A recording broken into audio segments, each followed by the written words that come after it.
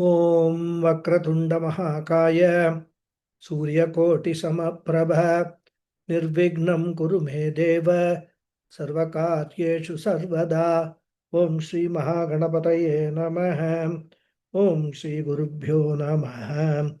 हरिः ॐ। सदाशिवसमारम्भां शङ्कराचार्यमध्यमाम् अस्मदाचार्यपर्यन्तां वन्दे गुरुपरम्पराम्। अस्मद्गुरुभ्यो नमः। श्रुतिस्मृतिपुराणानाम् आलयं करुणालयं नमामि भगवत्पादं शङ्करं लोकशङ्करं। शङ्करं शङ्कराचार्यं केशवं बादरायणं सूत्रभाष्यकृतौ वन्दे भगवन्तौ पुनः पुनः। ईश्वरो गुरुरात्मेति मूर्तिभेदविभागिने व्योमवद्व्याप्तदेहाय दक्षिणामूर्तये नमः। ॐ श्री मेधा दक्षिणामूर्तिस्वामिने नमः। ॐ सहना भवतु सहनौ भुनक्तु सह वीर्यं करवावहै तेजस्विनावधीतमस्तु मा विद्विषावहै। ॐ शान्ति शान्ति शान्तिः। हरिः ॐ। श्री गुरुभ्यो नमः। हरिः ॐ। ॐ भद्रं कर्णेभिः शृणुयाम देवाः भद्रं पश्येमाक्षभिर्यजत्राः स्थिरैरङ्गैस्तुष्टुवागुंसस्तनूभिः यशेम देवहितं यदायुः। स्वस्ति न इन्द्रो वृद्धश्रवाः स्वस्ति नः पूषा विश्ववेदाः स्वस्ति नस्तार्क्ष्यो अरिष्ठनेमिः स्वस्ति नो बृहस्पतिर्दधातु। ॐ शान्ति शान्ति शान्तिः। हरिः ॐ। श्री गुरुभ्यो नमः। हरिः ॐ। So namaste once again everyone. Namaskaram Guruji. Namaskaram.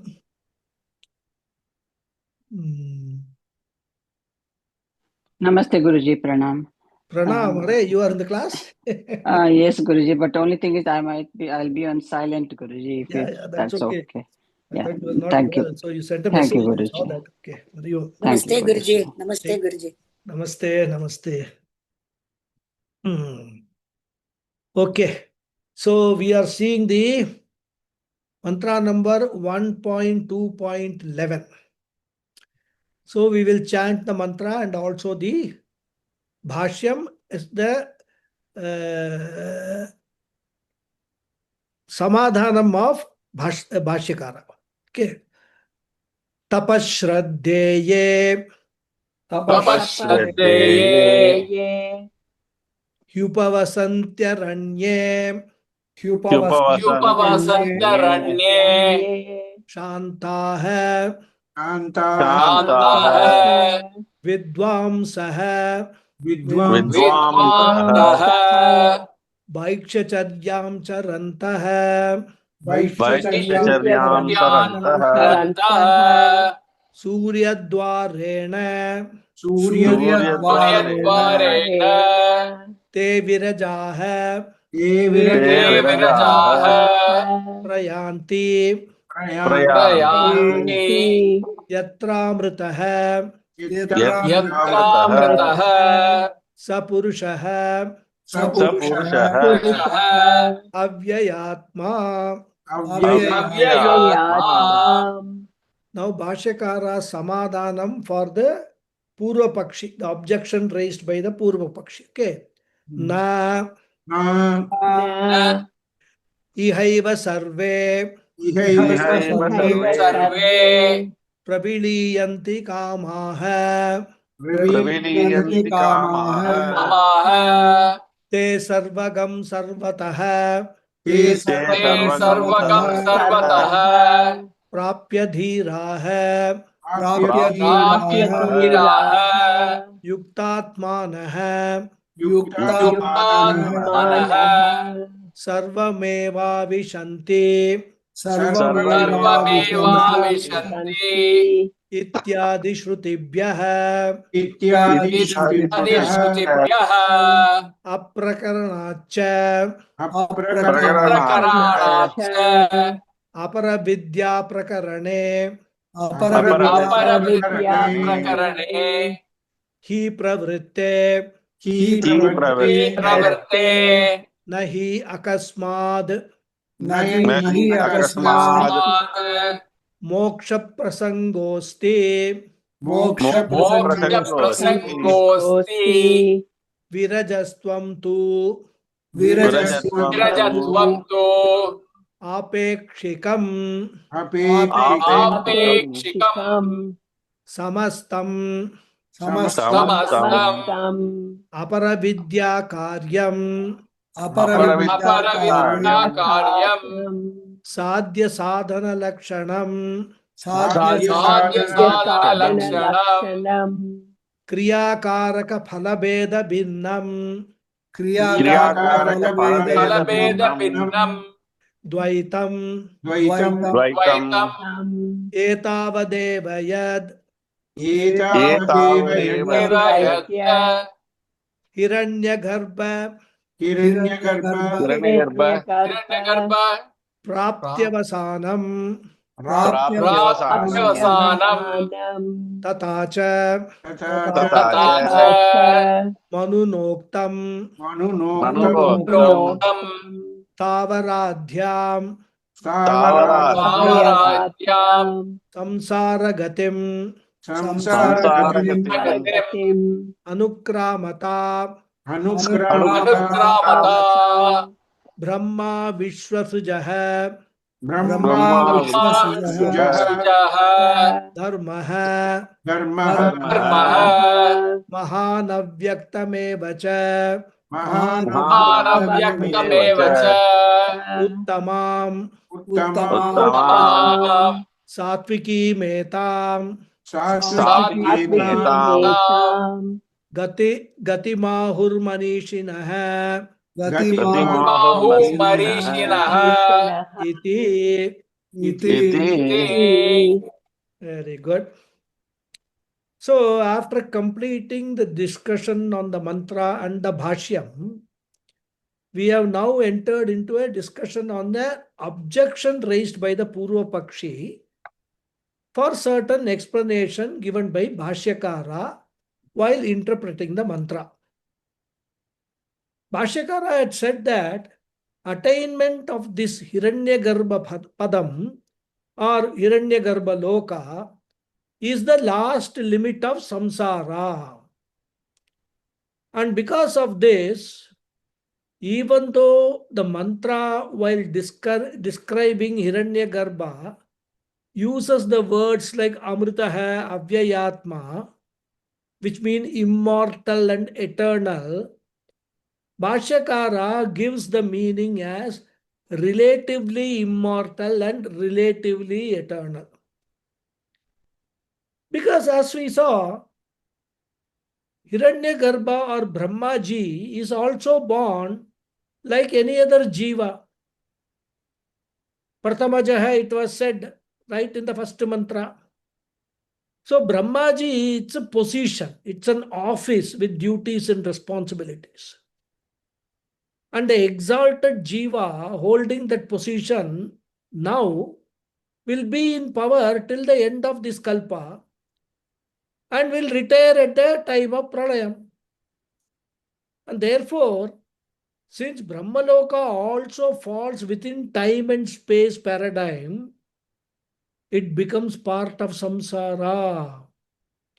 And therefore, Bhashyakara said, Brahmaloka Prapti cannot be said to be Moksha Prapti. And this is what the Purva Pakshi is taking objection to. The Purva Pakshi is saying, how can you put Brahmaloka Prapti or Hiranyagarbha Padam Prapti as part of samsara? You should take that itself as moksha. And his allegation is that when the Upanishad itself is clearly stating, Surya Dwarena te virajaha prayanti Yatra amritaha saha purushaha hi avyayatma. The mantra clearly says that the meditators go to that place where this Hiranyagarbha, who is immortal, undecaying in nature, is staying.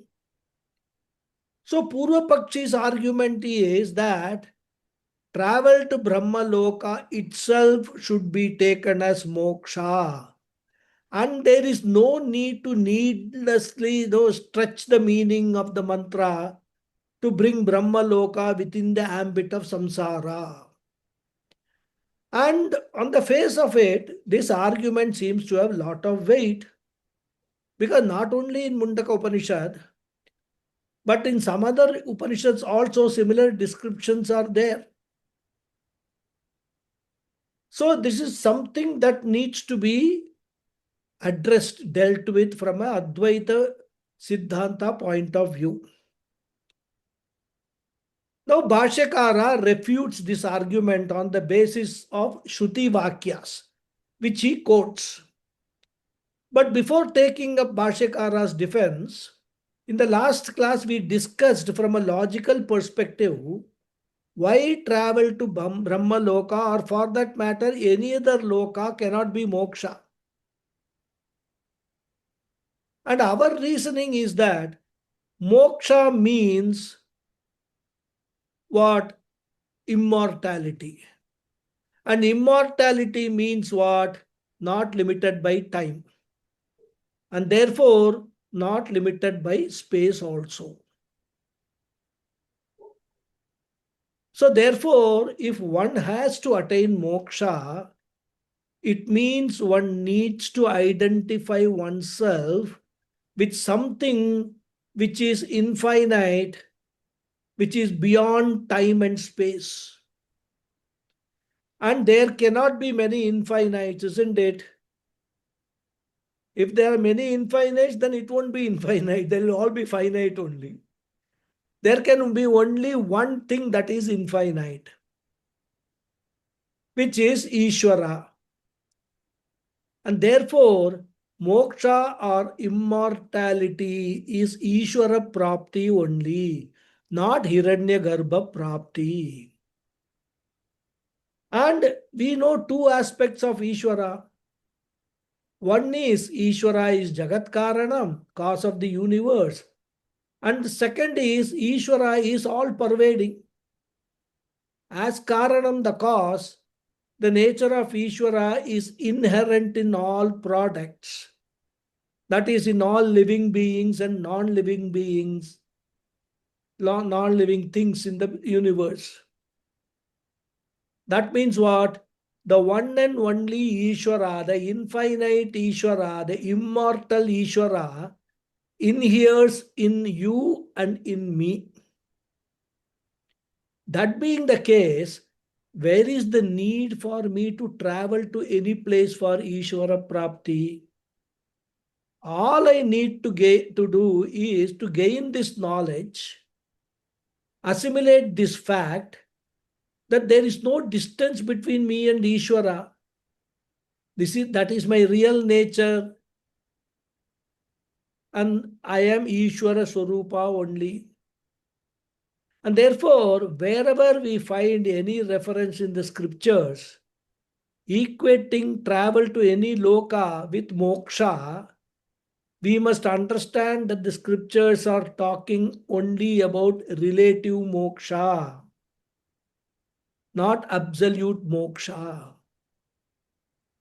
Now one may ask a legitimate question. Why do the scriptures talk in different tongues and confuse us? At some places they say travel to some loka is moksha. At other places they say there is no need for any travel to realize moksha. Now there is a very valid reason for that. This is because the scriptures are addressing a multitude of human beings who are in different stages of spiritual progress. And therefore, at the beginning stages, Ishvara is shown as residing in some exotic world like Vaikunta, Kailasa, etc. And therefore, Ishvara Prapti can be had only by undertaking travel, and that too after death. And that is what a person with a basic intellect, who is in the initial stages of spirituality, will understand. That is what will appeal to him. Then as he progresses, he or she progresses on the spiritual path, slowly the scriptures reveal that the real nature of Ishvara is consciousness, Atma.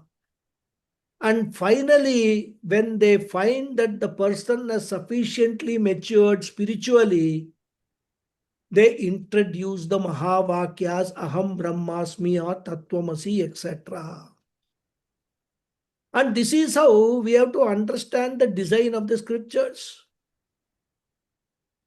The scriptures can never be wrong, and they don't have any vested interest to promote any particular idea. So this was the logical reasoning that we saw in the last class. But as I said, Bhashyakara doesn't resort to this logic. He gives Shruti Pramana. He says, Shruti never talks about attaining moksha after death. So he starts his Samadhanam with a customary na, which means what? Hey Purva Pakshi, what you are saying is not correct. Your understanding is not correct. And what is that incorrect understanding? That Brahmaloka Prapti itself is moksha is not a correct view. Why is it not correct? He says Shrutibhyaha, because there are some Shruti statements which are not in harmony with the idea that attainment of Brahmaloka is moksha. And Bhashyakara quotes from this Mundaka Upanishad itself to make his point. So he says Shrutibhyaha, this idea is given by Shruti itself.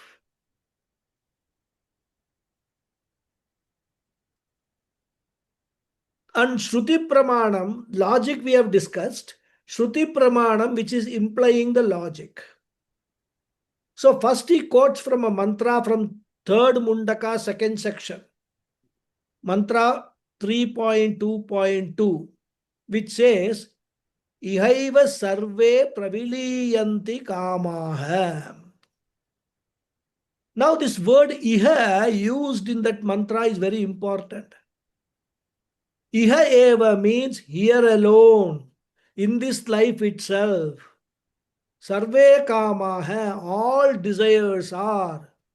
Praviliyanti means they are dissolved. And this is a description of a jnani, a wise person.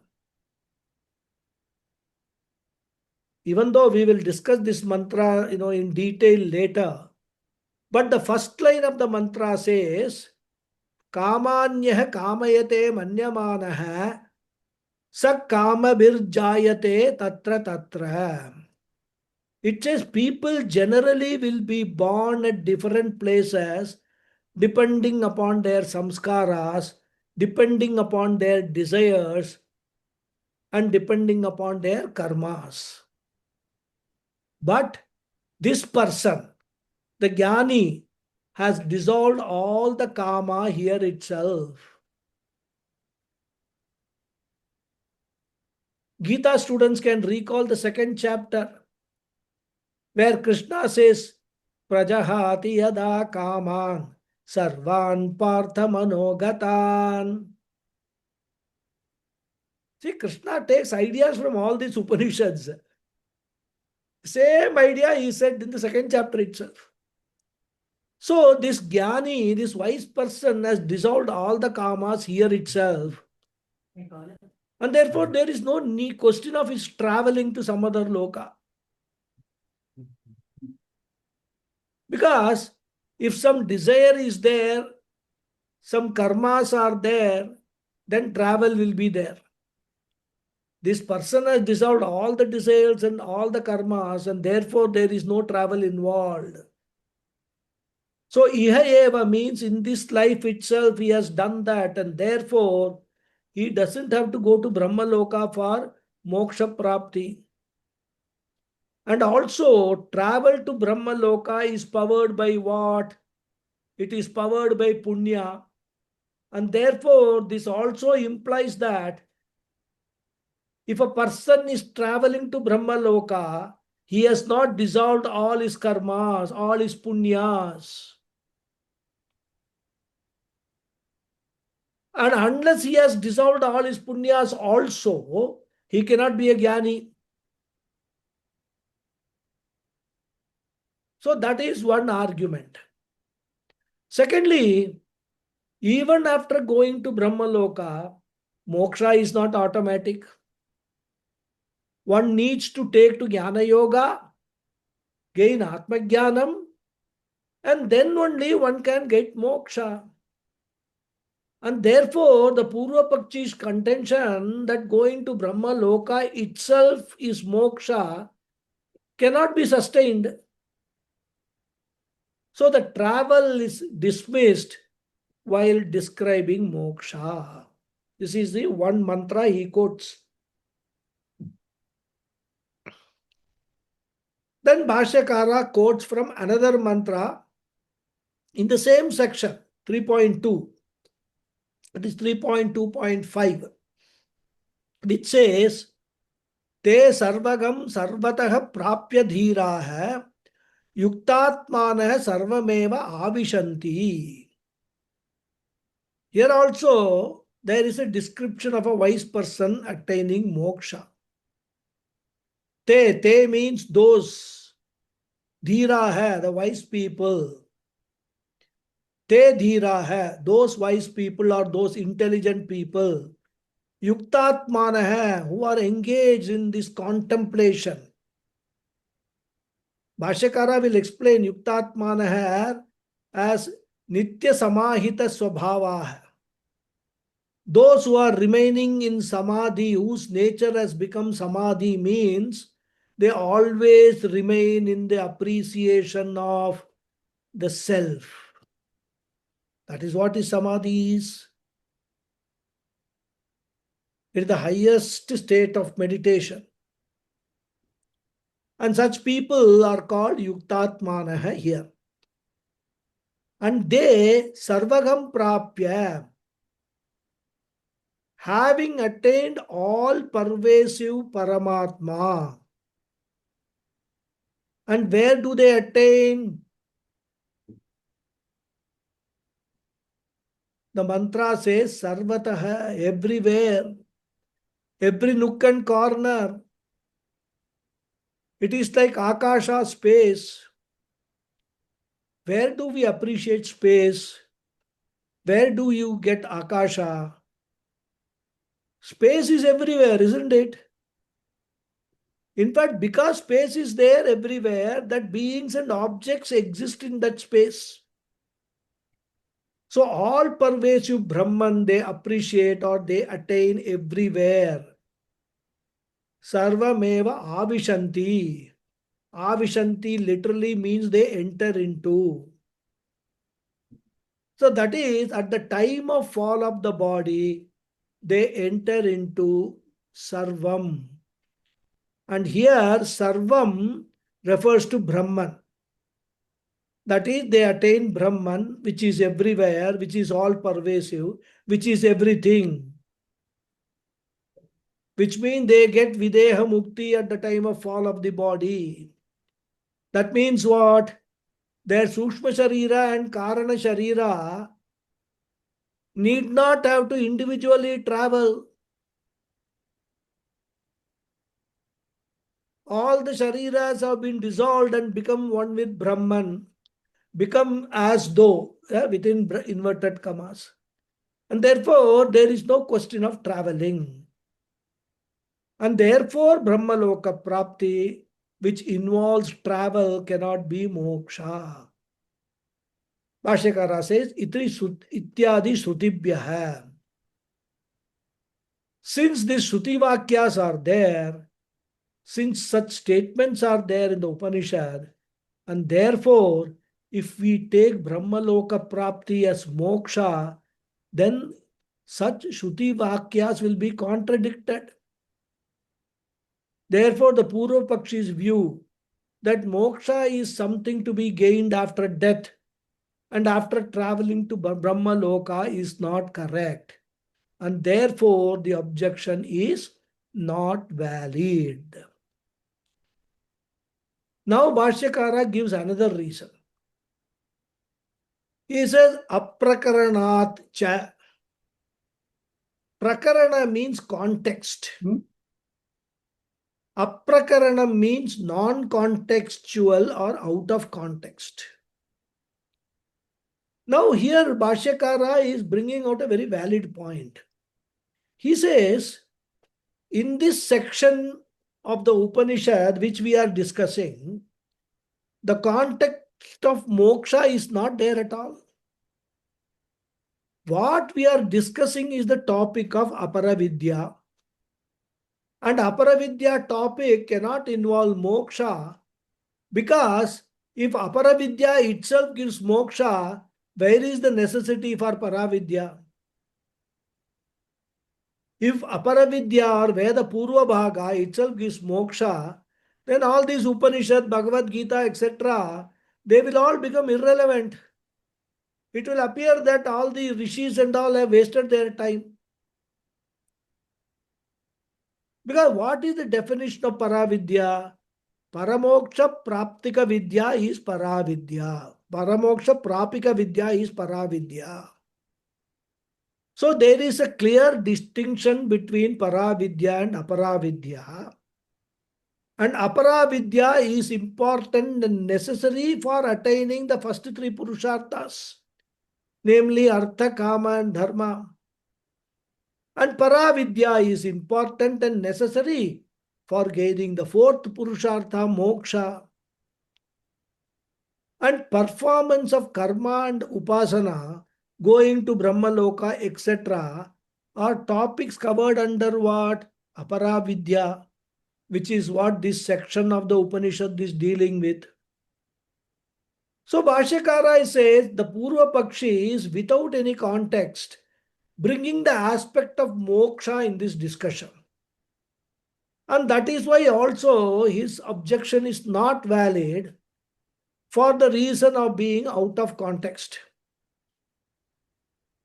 Aprakaranatcha. It is like, when the talks for marriage is going on, the Purva Pakshi is asking, what will you name the child? Marriage itself has not taken place. Then afterwards consummation, then childbirth, whether it is male child or female child. Then only the question of name, etc. comes. But now itself, when the discussions are going on, Purva Pakshi is saying, what is the name of the child? So too premature to talk about the child, even when the marriage has not taken place. No doubt, in the Upanishads, as we have seen, certain words like Amrita, Avyaya Atma, etc. are used. But these words have to be interpreted in such a way that the Siddhanta is not compromised. The overall message of the Upanishad is not compromised. And what is the Siddhanta? That aparavidya is dealing with samsara only. Aparavidya is not the sadhana for moksha. And now aparavidya topic is going on. So all the words in the mantra have to be understood contextually. And this is one of the very important rules for interpretation of the mantras also. Because, Sanskrit language is such that a word can have more than one meaning. And if you are studying these scriptures without background, without the help of a Sampradaya Guru, it will be a challenge as to which meaning we should take. So then the rules of interpretation have to be applied. Mimamsa Shastra has to be brought in. And that meaning should be taken based on the context so that what is stated can be understood meaningfully. Sorry. For example, excuse me.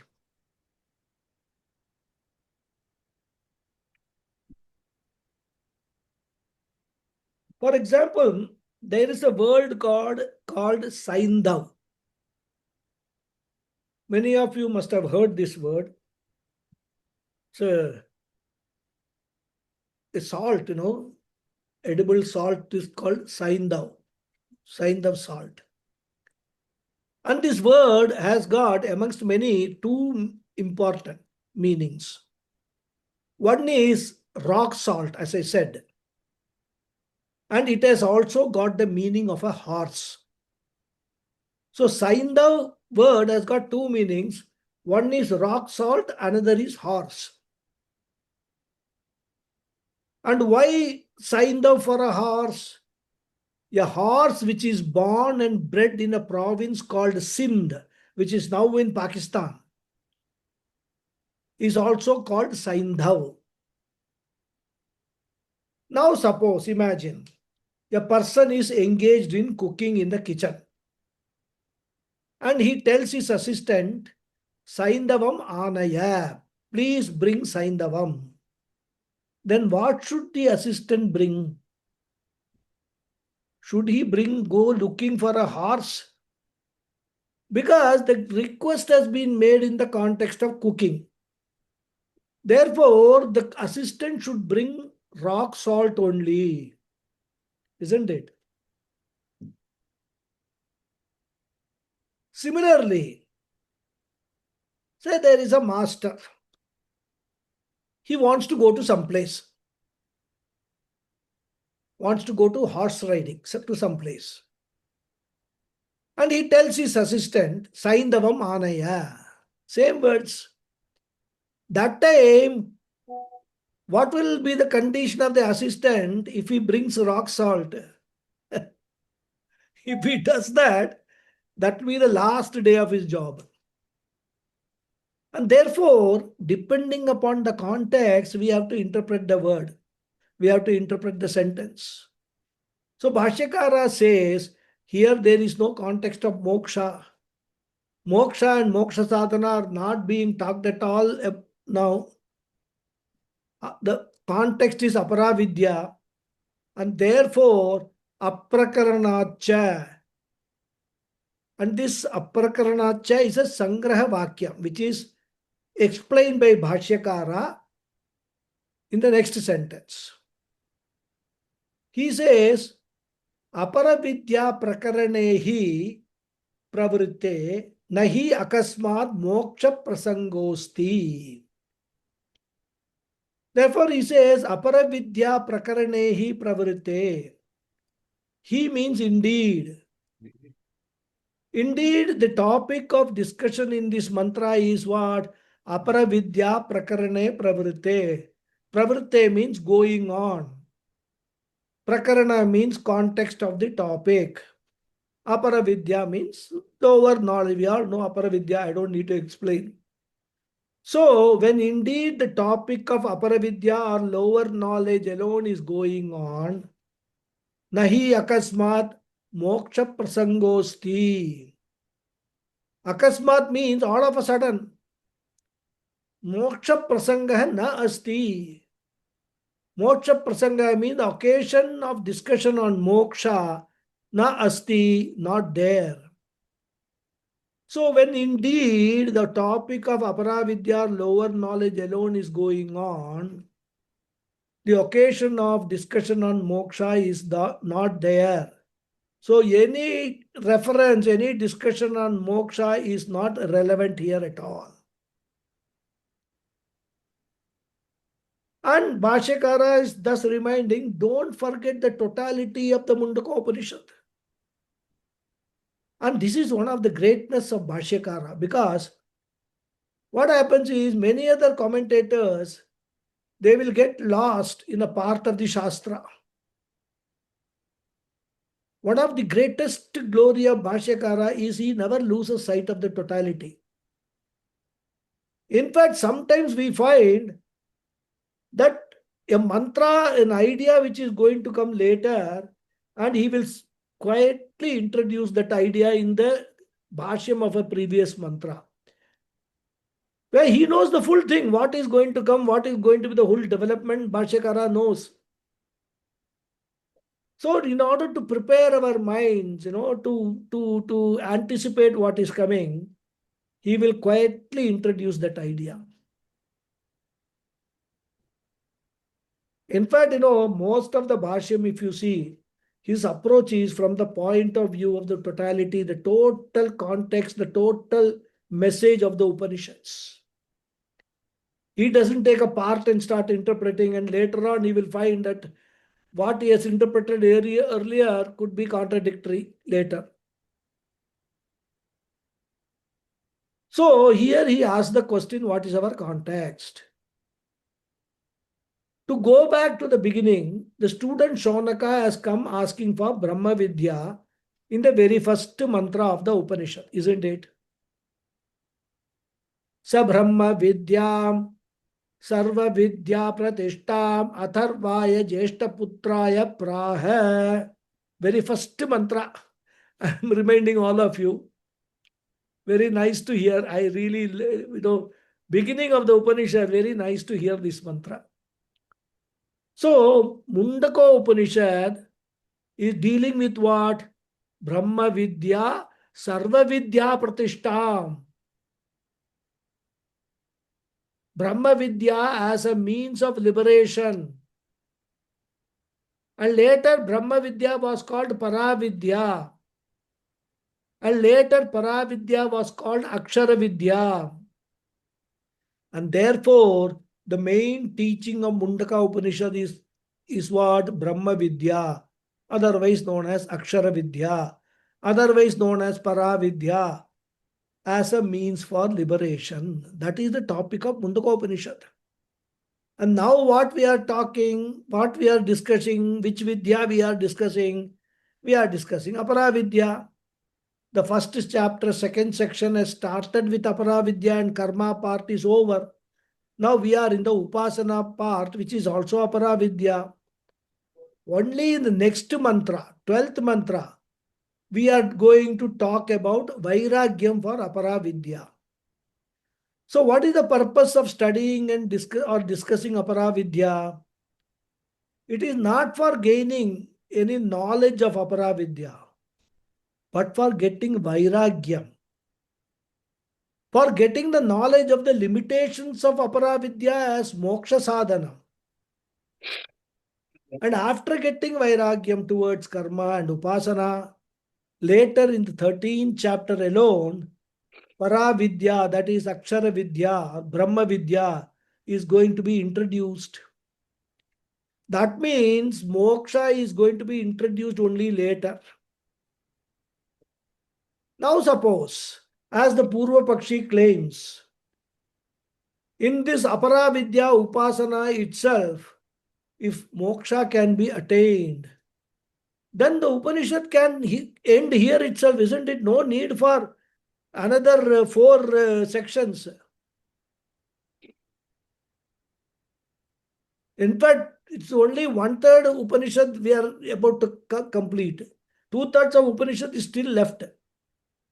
Therefore, Bhashyakara says, my dear Purva Pakshi, understand we are still in Aparavidya. And therefore, there is no possibility of the mantras, the Upanishad, introducing moksha in this Upasana Prakaranam. And therefore, Brahmaloka Prapti through Upasana has nothing to do with moksha liberation. Brahmaloka also falls within samsara. Now, Bhashyakara foresees one more possible doubt which can be raised by Purva Pakshi. And he answers that doubt. And what is that doubt? That doubt is the word Viraja hai is used in the mantra. And this word was interpreted as free from impurities. Means whose punya papas have become weakened. So Shruti says that these people having their punya papas weakened are going to Brahmaloka. So now there is a possibility that the Purva Pakshi could take this weakening of punya papa in an absolute sense. He could argue that being free from punya and papa itself being is moksha. Isn't it? Because our definition of moksha is what? One of this thing, you are getting rid of all your karmas and karma phalam. And that is why there is no rebirth. There is no karma left in the karma account for you to trigger a rebirth. So Purva Pakshi can say, see, here itself the Upanishad is using the word viraja, free from all the karmas and karma phala. Therefore, he can say that this word viraja itself is suggestive of attainment of moksha. Of course, Bhashyakara doesn't present the doubt. But from what he says, we can guess that he has foreseen such a doubt, and that is why he gives the answer. So he says, Virajastvam tu apekshikam. To and or as far as, we can say. As far Virajastvam means the status of being free from impurity. So as for the word Viraja in the mantra is concerned, it is apekshikam, relative. So how it is to be understood is that the upasaka is relatively free from punya papa. He definitely has lot of punya for going to Brahmaloka. Otherwise, how will he go? If he is totally free from punya papa, question of travel to Brahmaloka doesn't arise, because the currency that he will require to go to Brahmaloka, buy a ticket to Brahmaloka, is punya only. So he needs to have sufficient punya in his karma account first to go for going to Brahmaloka after death. And therefore, one set of prarabdha karmas relating to this life is exhausted. There are no distracting karmas getting fructified now for preventing his travel to Brahmaloka. And with the punya currency he has earned. And therefore, we cannot interpret Viraja in absolute sense as totally free from punya papa.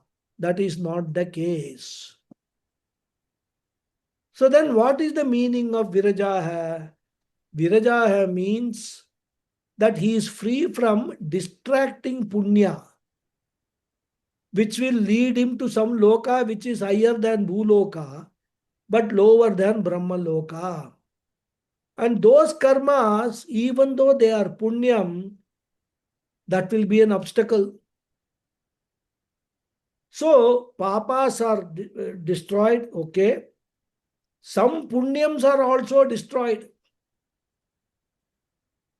Only those punyams which are required for him to travel to Brahmaloka are retained. Any punyam which would have made him eligible to travel to any loka lower than Brahmaloka, they also get destroyed. And therefore, he is relatively free from those distracting punya and papam. And this word is described by the word virajaha. This idea is described by the word virajaha. And this is how the word is apekshikam, relative. This is how it should be understood. It is apekshikam and not atyantikam. On the contrary, the jnanis, the wise people, have got absolute freedom from impurity.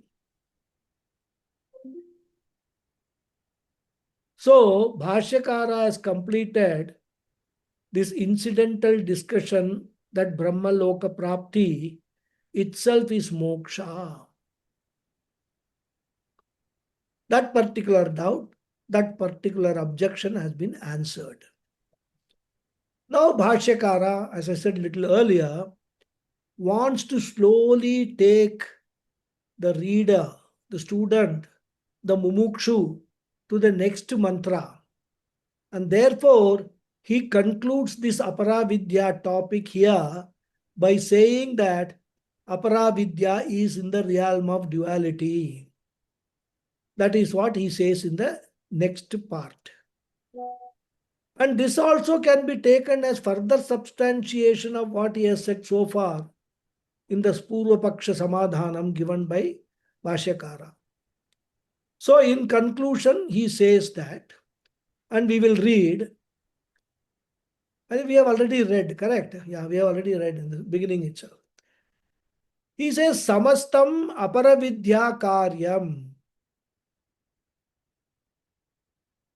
All the results. Karyam means results. Samastam means all. So Samastam Aparavidya Karyam means all the results of Aparavidya are Sadhya Sadhana Lakshanam. Lakshanam means in the form of. Sadhya Sadhana, ends and means. Sadhya means end and sadhana means the means. So the products or results of Aparavidya, the lower knowledge, will be in the form of means and ends. Like if somebody wants to earn a lot of wealth, his sadhya end goal will be artha purushartha. And what will be his sadhanam? The means. For earning money, he will require a good job. For a good job, he will require a good degree. For a good degree, he will require good education, a good college. And for getting good education in a good college, getting a good university, etc., he should have some good amount of punya karmas also. Bhagavan's grace has also got to be there. Because you may have a good degree, good education, everything, but getting admission is not that easy in a good college. And suppose that university is in the US. He will require a visa and a air ticket. All of them will become sadhana. And suppose to get all these sadhanas without any obstacles, he decides to do Sundarakanda Parayanam. In fact, Sundarakanda Parayanam is advocated for, getting rid of many obstacles. In fact, in many families, especially when the girl is pregnant, for a normal, smooth delivery, husband will undertake Sundarakanda Parayanam. There are various, ways to do the Parayanam. 32 days, 9 days, 16 days and all that. There is a paddhati for that. So that Sundarakanda Parayanam also becomes a sadhana. So by using all these means, I get Artha Purushartha, which can be said to be Sadhyam in relative sense. And all these can be achieved by Aparavidya. So samastam aparavidya karyam sadhya sadhana lakshanam. So the aparavidya karyam will be in the form of either sadhyam or sadhanam. Then he further describes the realm of aparavidya as kriya karaka phalabheda bhinnam dvaitam. We have seen these definitions and all earlier in the earlier mantras. Here, Bhashyakara is only summing up what we have all discussed in Aparavidya topic. So the realm of Aparavidya is Dvaitam, duality. Aparavidya functions in the field of duality, not in the field of non-duality. And the Dvaitam is further described by one more expression, Kriya Karaka Phala Bheda Bhinnam. Bhinnam means differentiated. How? Bheda, diversified into varieties. So Bheda means varieties or categories. What type of varieties? The varieties are in the form of Kriya, action, Karaka, accessories, and Phala, results. So the result of Aparavidya is Dvaitam, duality, and the duality is further divided into three categories, which is Kriya, Karaka, and Phala. So the Aparavidya, what it will do, it will make you do some Kriya, engage you in some action. And it will make you get some Karakas or accessories for doing, even Sandhya Vandanam. You will need to have a plate and a spoon and all that, that Panchapatram, Muddirini and all. Accessories will be required.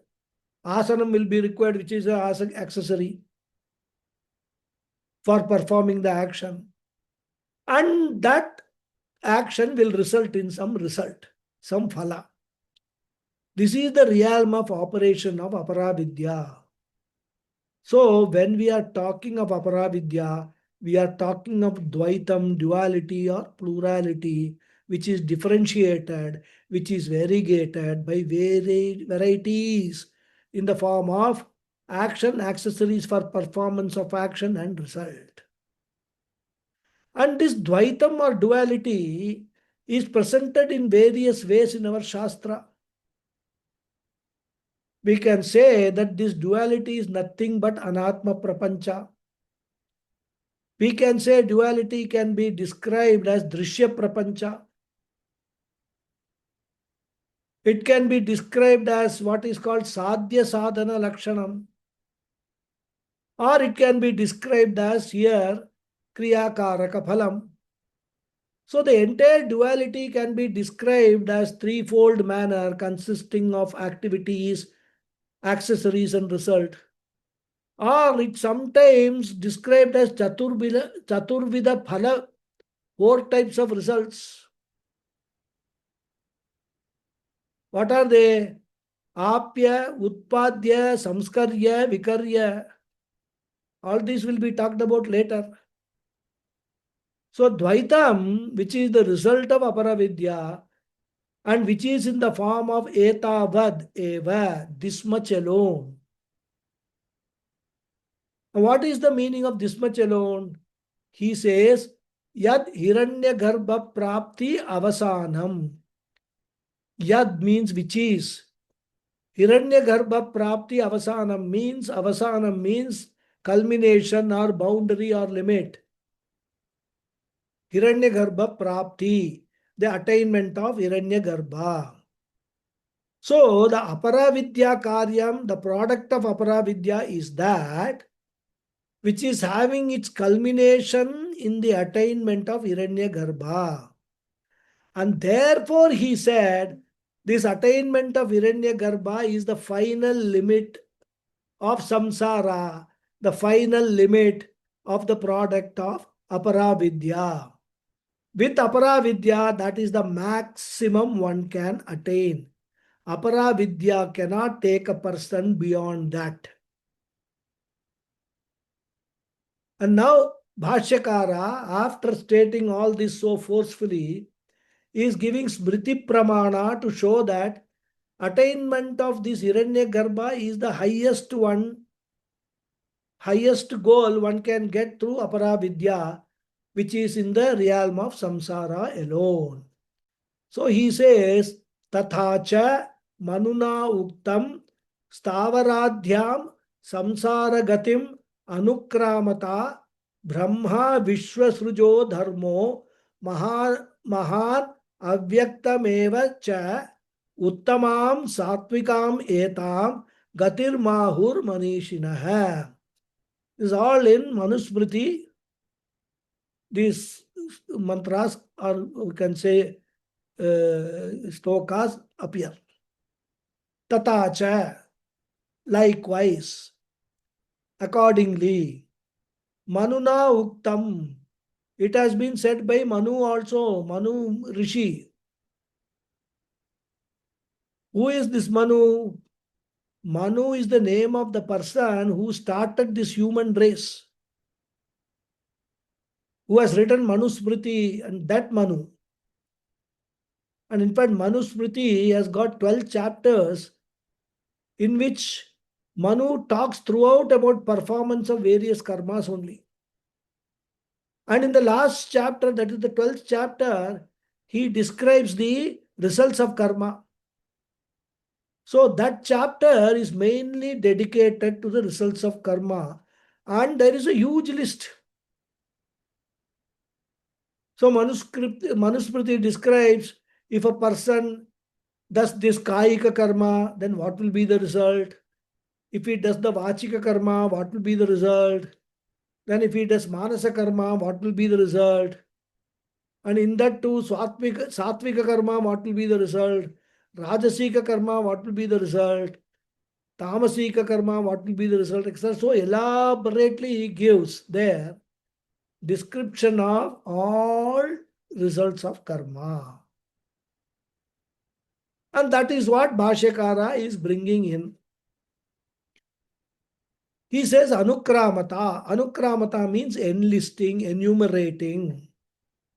Enumerating what? Samsara Gatim. The course of or the goals of samsara. The goals within samsara are described. What all can be attained in the samsara. And these goals are results of karma, he says. Stavara Adhyam starts from Stavara. So the word Anukramata is an adjective for Manuna. So starting from Stavara means, Stavara as such means non-moving objects, which include plants, mountains, etc.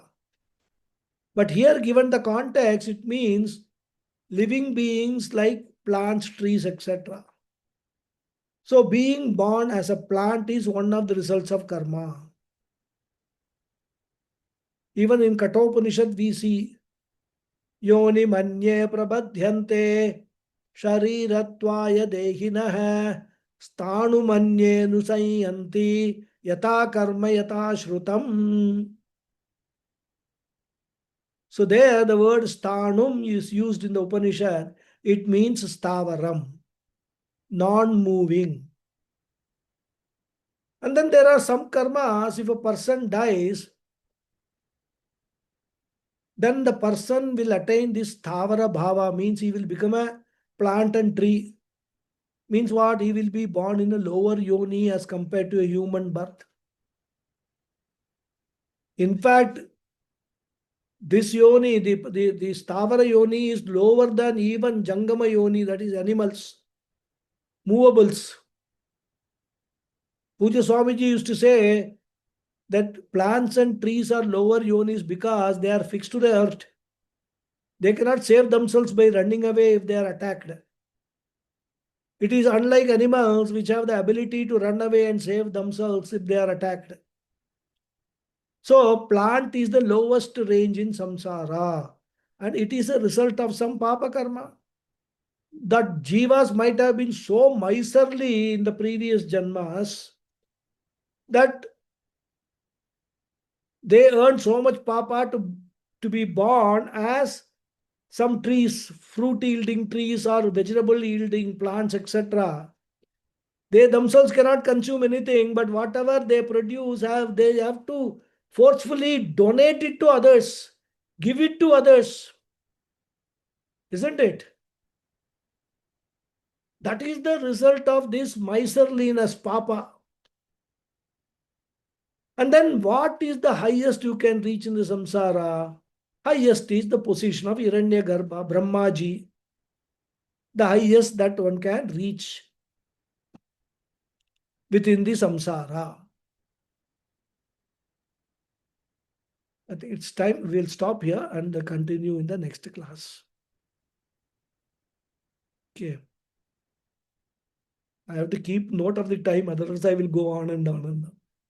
Om Purnamadav Purnamidam Purnat Purnamudachyate Purnasya Purnamadhaya Purnameva Vasishyate Om Shanti Shanti Shanti Harihi Om Shri Gurubhyo Namaha Harihi Om.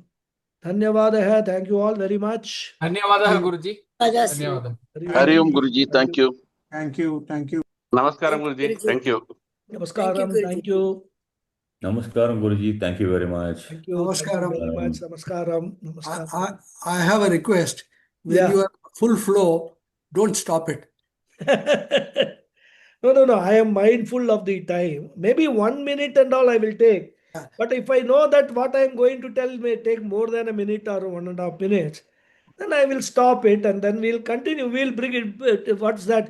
Resume the flow in the next class. Don't worry. Hari Om. Hari Om. Thank you, Guruji. Namaste, Pranam. Namaste, Pranam, Hari Om. Hari Om, Guruji. Hari Om. Yes, Hari Ji.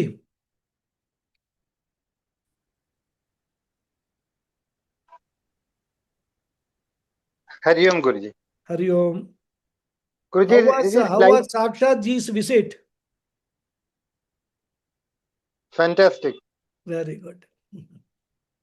Very It is nice. very, very good. Good. We had about 25-30 people had come.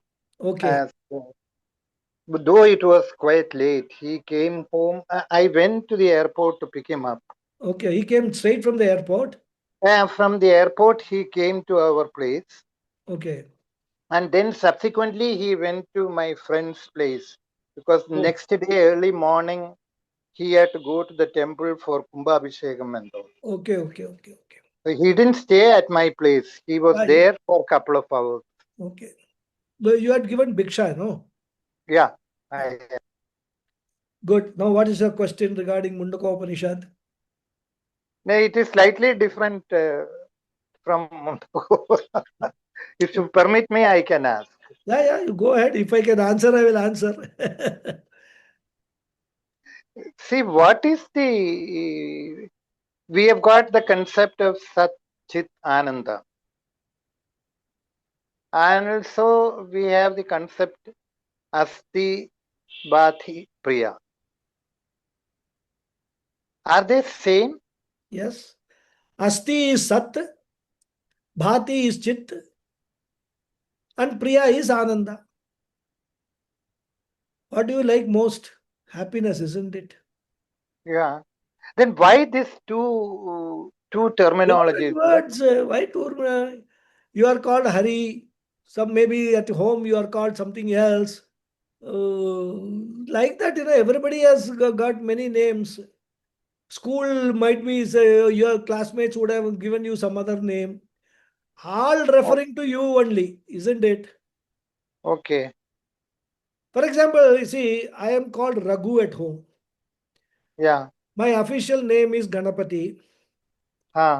Then the school, normally, my father used to be this thing, so I would call it frugal.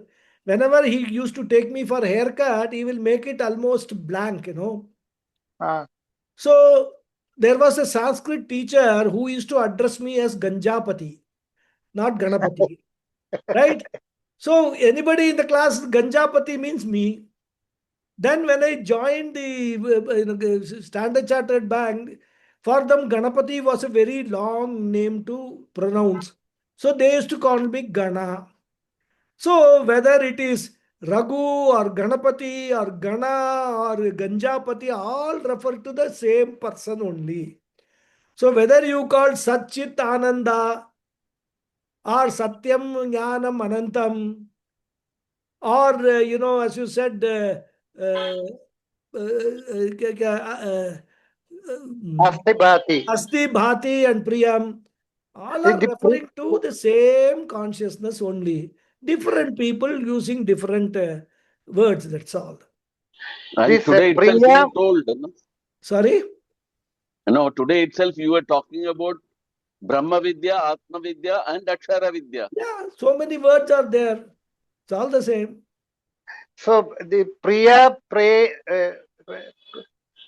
Moda Preya, that also is No. There, Priya, Moda, Pramoda is 3 levels of happiness for a Agyani. Happy, happier, happiest, right? Priya, Moda, Priya, Moda, Pramoda. Moda. Pramoda. And the Ananda is beyond Pramoda. Again, the word Priyam has got different meanings and contextually we have to interpret. Okay. In Asti Bhati Priyam means the most desired, which is Ananda, happiness. Now, Yeah. happiness is a single word. That happiness can mean Pramoda also. Happiness can mean Ananda also. But Ananda and Pramoda are not the same. So Pramoda is the word, normally many people use the word bliss. Because this Priya, Moda, Pramoda, they all come under experiential happiness. Whereas Ananda is not experiential happiness. That is the very Swarupa of the Jiva. So all these are all very fine points and don't get confused at this stage with all these things. Okay. When we discussed maybe later or even in Taittiriya Upanishad and all these things will become more clear rather. As of now, you understand all these refer to the same Atma only. Satchidananda Atma. That's all. Okay. Okay. Okay. Any other question? No, this requires some sort of reflection and contemplation. Vedanta requires a lot of reflection and lot of understanding, not only the mantras, but also the context in which they are said. What are the teachings of our acharyas and gurus?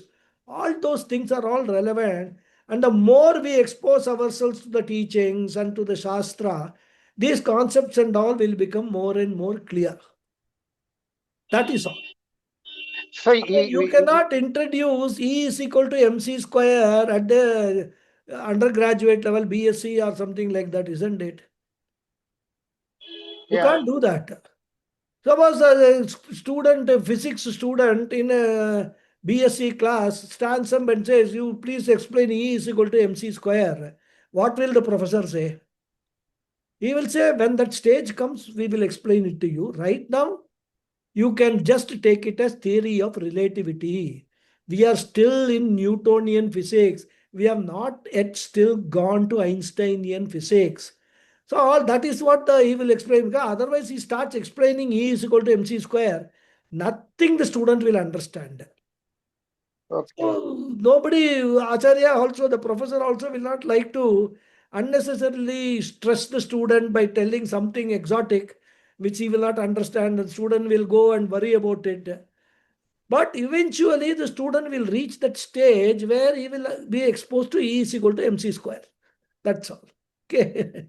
So, an added question to this. So Priya, Moda and Pramoda. Pramoda, can I interpret that as Apara level? Yes. They are all in Apara Vidya level only. Yes. Oh. You can. Okay. Okay. Yeah. Hari Om. Hari Om. Thank you. Next, Girish ji. Hari Om Guruji. Hari Om. We have three obstacles in any progress, particularly spiritual progress. We call it as Adhyatmika, Adi Bhaudika, and Adi Adi Daivika. Daivika. And also, the same Adhyatmika is being used as our spiritual pursuit also, right? So, I mean, how that two meanings No, it is interpretations? not two meanings. Okay. Adhyatmika means basically Ah. the one that using your free will, you do certain action, and Okay. that action results in some result. Okay. Okay. Now, when you use Adhyatmika for in the spiritual sense of progressing in the spiritual, that means that you do only those actions which are favorable actions, which are in line with the cosmic order, which is what is the punya. You will learn. But the same actions using your free will, Adhyatmika, if you do the wrong actions, adharmic actions, they will produce papam, which can Agreed. become obstacles for progress The in progress. spiritual journey. So Adhyatmika is a very neutral word. Okay. When we say the obstacles, in the context of obstacles is Adhyatmika means which are caused by one's own self. Obstacles which are result of one's own actions. Okay. Adi Bhautika means results of action of everything other than outside one, and Adi Daivika is actions of Devas. Okay. So that it's a common word, it's a neutral word. You can interpret it, either way. Okay. Hari Om. Please. Hari Om. Yes, Arun Kumarji. Hari Om Guruji, Hari Om. Hari Om. I wanted to refer to the mention you had made in today's class that there is only one infinity. So is it there in the Shastras, Guruji? It is mentioned separately. It is there. Anandam means Anantam. Anantam means what? Limitless. What is limitless? Infinity. Isn't it? No, only one infinity. Only one infinity you told. Logically, can there be two infinities? No, not possible. There can be only one. Infinity means one only. That's why I checked, Guruji. There is some mathematical, not this thing. There are multiple orders of hierarchy of infinities is what is expounded by some mathematician, scientist, and then there are orders of infinity. So just as a this thing, I have, if it is mentioned in Shastra, that's all I wanted to know. I am not competent to. Shastra says Anantam. Anantam means limitless. And there can be only one limit. And he says that's the only Brahman is the only Anantam. So that means limitless means infinity, only one infinity. That is how we have to understand. Okay. Thank you, Guruji. Hari Om, Hari Om. Any other question? Nothing. Okay, then I will close the session. We will continue next week. Next week, relay from Bombay. Okay, Hari Om. Thank you, Guruji. Hari Om. Thank you.